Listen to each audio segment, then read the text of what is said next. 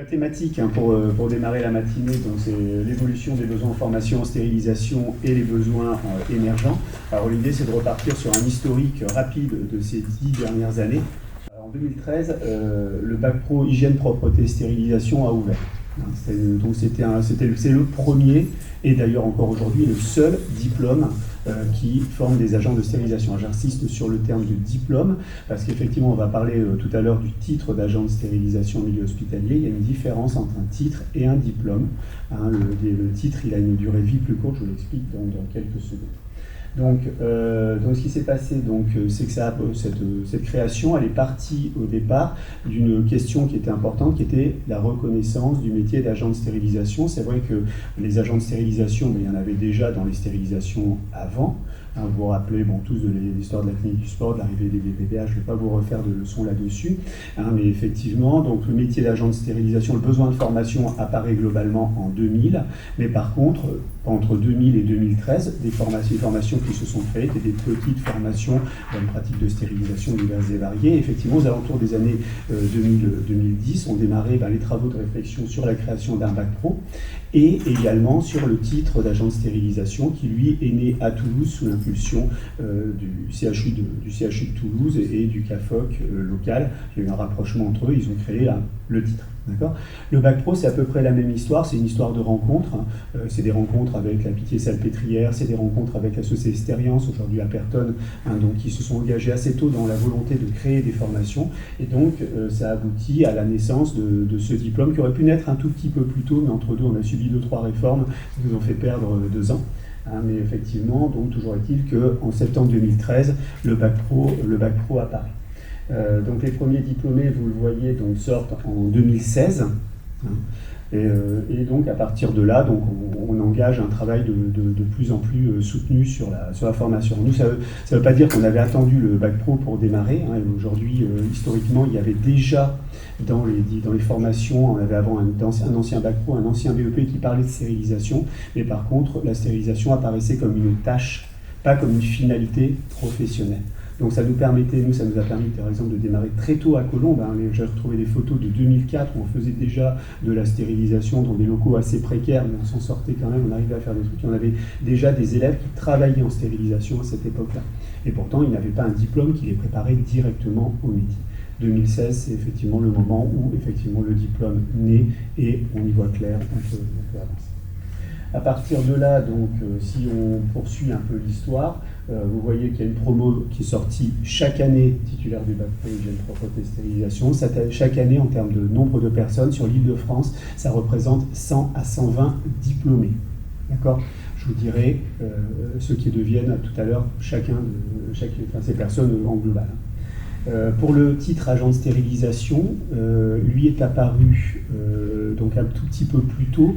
Par contre, on avait déjà un problème à l'arrivée du bac, c'est qu'on avait déjà tissé pas mal de partenariats sur Colombes et on avait besoin, on était en manque on n'arrivait pas à répondre déjà en 2013 à toutes les offres d'emploi que l'on recevait. Donc on a décidé à ce moment-là de créer quelque chose. Donc on s'est dit on va créer un titre. Puis rapidement, on s'est aperçu que c'était un peu une usine à gaz, que ça allait vite être compliqué. Et puis du coup, on s'est rapproché assez naturellement du CAFOC de Toulouse en disant, vous n'avez pas d'antenne en Ile-de-France, on vous propose d'être cette antenne. Donc on s'est mis en lien avec le Greta des Hauts-de-Seine, parce que là, c'est pas le lycée qui était porteur directement du projet. Mais par contre, le lycée est en partenariat avec le Greta se met en partenariat avec le CAFOC de Toulouse. Bref, on ouvre une antenne locale.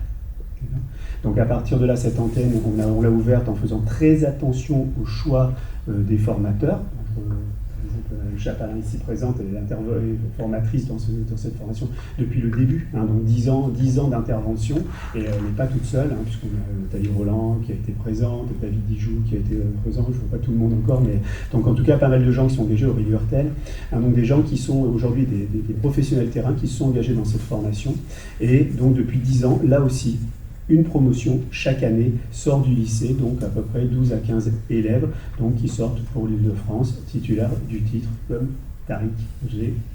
Oui, voilà. Voilà.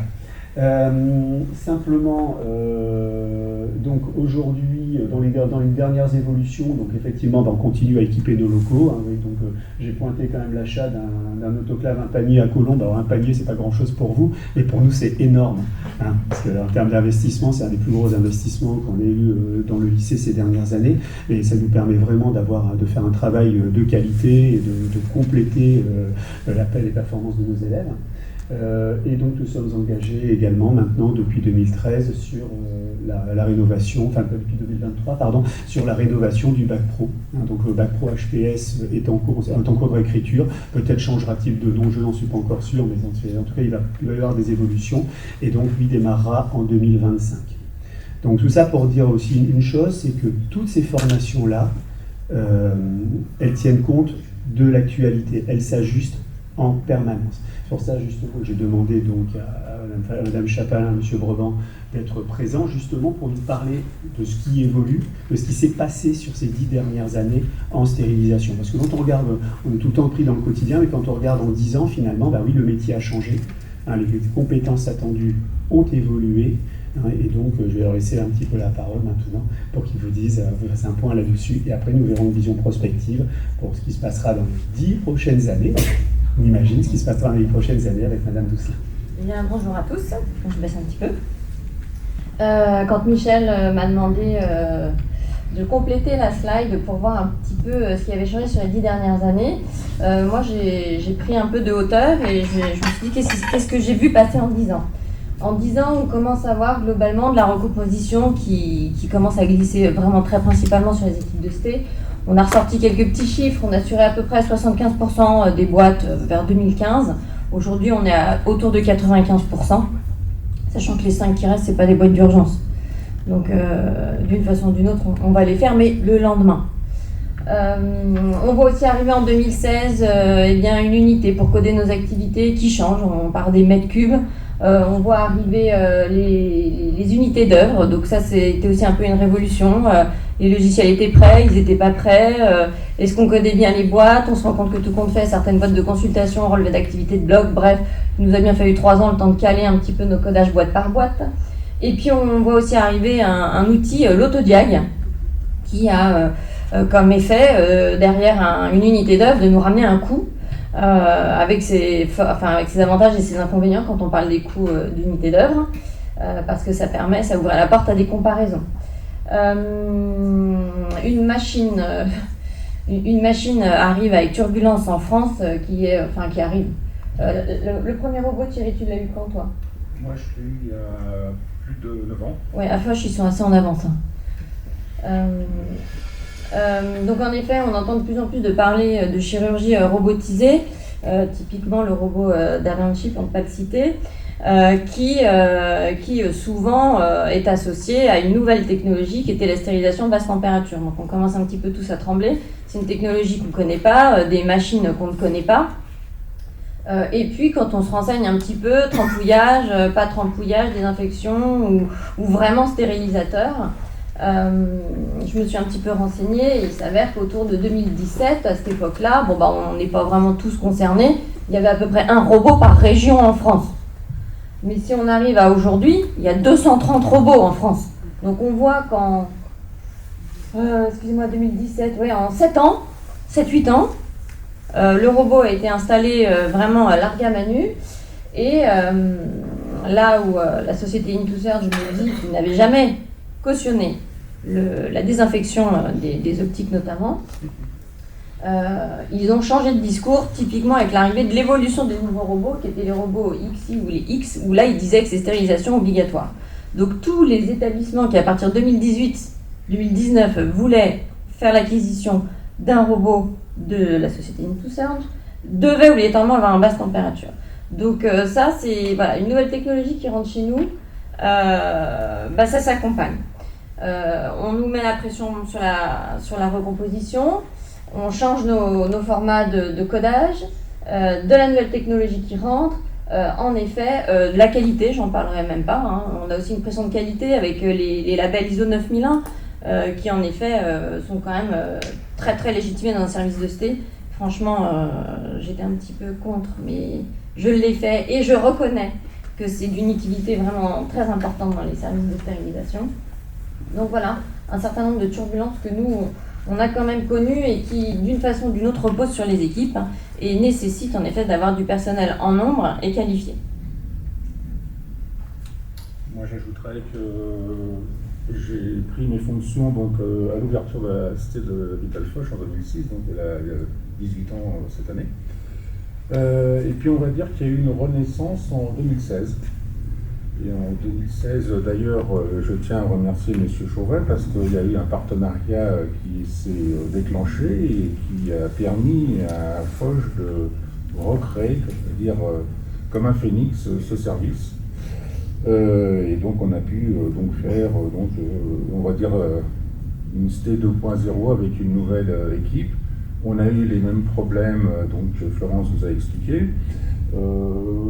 Pour parler du robot, alors c'est vrai qu'on a été mis comme beaucoup de pharmaciens à l'époque, d'ailleurs j'étais en train de penser, ça fait 12 ans, je dis 9 ans, mais oui, ça fait plus de 9 ans, devant le fait accompli. C'est qu'évidemment, c'était un bébé qui était le chouchou d'un de nos urologues, il l'a fait acheter, et puis un beau matin, on a vu la société américaine débouler en ST et nous présenter ça, et nous dire, ben voilà, c'est thermosensible, débrouillez-vous. Donc, donc bon, j'avais un partenariat à l'époque avec Philippe Martineau de l'IMM, et donc on a tout de suite fait de la stérilisation basse température, parce qu'il est vrai que pour implanter le robot Da Vinci en France, on entendait tout et son contraire, c'était du trompouillage, il y a même eu des communiqués sur le trompouillage, comme je dis, il y a eu de la basse température. Au lieu de faire une étude sur quelques centres et après le déployer dans toute la France, c'est vrai que c'était prendre des parts de marché, et c'est pour ça que, comme Florence vous disait, il y a 230 équipements en France. Alors bien évidemment, on est passé par la case quantification des unités d'œuvre, parce qu'on s'est aperçu qu'avant la base de données d'Angers, c'était un peu tout et n'importe quoi. Quand je faisais des comparaisons, je m'apercevais que certains étaient beaucoup moins chers que moi, parce qu'évidemment, ils n'avaient pas compris qu'un salaire, c'était chargé. Donc, c'est fâcheux, 60% ou 70% de moins. C'est sûr que le directeur me disait, mais pourquoi vous êtes si cher, au fait Donc voilà, donc il a fallu après le convaincre, et après, avec les unités d'œuvre, comme ça, tout s'est amélioré. Il a pu parler le même langage entre nous, qui est fort, fort appréciable. Et puis, on continue à entraîner nos équipes, à les manager, à faire du recrutement. Alors, une petite information, la ST de Foch, il y a 13 ETP, dont 3 ETP de préparateurs et 13 ETP d'agents. Quand j'ai recréé la ST, j'ai pour le moment, maintenant il me reste, mais il y en a qui à partir en retraite, j'ai 4 anciens agents qui n'ont pas de formation, j'ai 5 agents, grâce à M. Chauvet, qui sont du bac pro hygiène stérilisation, et 4 qui viennent du titre. Et on a décidé que toute personne que nous prenions en CDI aurait impérativement ou le titre ou le bac pro. Voilà. C'est la politique qu'on a mis en place.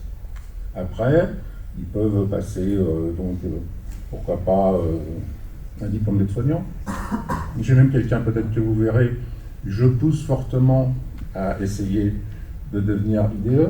J'ai même, on va dire, fait un projet type IDE, pourquoi pas, quelques années après, IBOD, chef de bloc, on ne sait jamais, et pourquoi pas chef de ST. Donc voilà, ça ouvre sur toutes les possibilités, et c'est vraiment un métier qu'il faut découvrir, qu'il faut faire connaître, qui est stratégique pour la bonne marge d'un établissement, parce que pas de ST avec des agents bien formés, pas de chirurgie. Voilà.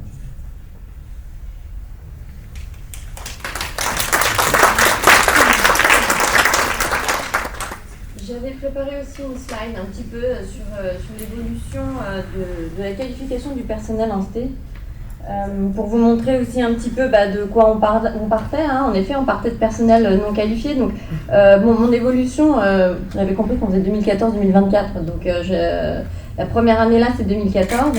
On avait un petit effectif de 3 infirmières PPH préparateurs. Et puis, à l'époque, on n'avait que 20 agents. Et puis une seule VAE. Chaque année, on n'aura qu'une VAE. On accompagne un agent en VAE par année. Donc 2014, 2015, 2016, hop, Le bloc nous annonce officiellement que l'e-bot de 18h, on la verra plus. Bon, de toute façon, on la voyait déjà plus. Ils ont juste officialisé l'infirmière fantôme. Donc, paf, on arrive à légitimer qu'on passe à 4, ce qu'on appelle l'encadrement de proximité, 4 e-bot, IDE, PPH. Et puis, on nous demande un petit peu, dans certaines situations de crise, d'ouvrir nos portes à d'autres blocs. Donc, on prend une sous-traitance de nuit. On nous dit ça représente un tiers de votre volume, vous ne travaillez pas la nuit. Un tiers du temps peut se faire la nuit, un tiers de volume peut passer la nuit. Bam, on monte à 26 agents.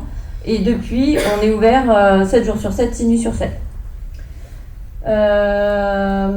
Gentiment, en étant en plus maître de stage, on commence en effet à accueillir comme stagiaires les agents du Greta pour lesquels on intervient en tant qu'enseignant, intervenant.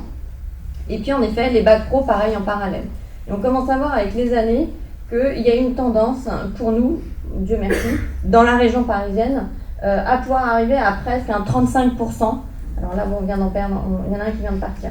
Mais 35% quand même de nos agents qui sortent donc d'une qualification de stérilisation. Donc pour nous, c'est quand même hyper important. Et encore une plus grosse désertification de la part du bloc d'ailleurs. Et une nouvelle sous-traitance qui arrive encore. Donc c'est vrai qu'il y a quand même ce contexte d'activité, de services rendus, d'économie qu'il faut aussi quand même mettre en face. Donc on peut un peu tout mettre dans le même sac, je ne sais pas quels sont les liens, les effets causes, les effets conséquences, mais entre une stérilisation qui fonctionne assez bien, du personnel qui est assez bon et un besoin qui est réel dans la région, fait que tout ça mis en commun, ça vous fait des stérilisations qui bossent quand même beaucoup avec des gens de qualité et un service rendu qui aboutit à de la satisfaction client. Tout ça, nous c'est pareil, c'est comme Thierry, ça fait qu'on a quand même dans le viseur une préférence pour les gens qui sont qualifiés dans notre métier. Ça ne veut pas dire qu'on est à 100%, loin de là. Il y a du tutorat, qu'il y a du compagnonnage, ça on le sait. Pour les 5 prochaines années, ça existera toujours, je pense, mais il y a quand même une sérieuse tendance à l'évolution et dans le sens de la qualification dans nos services de ST.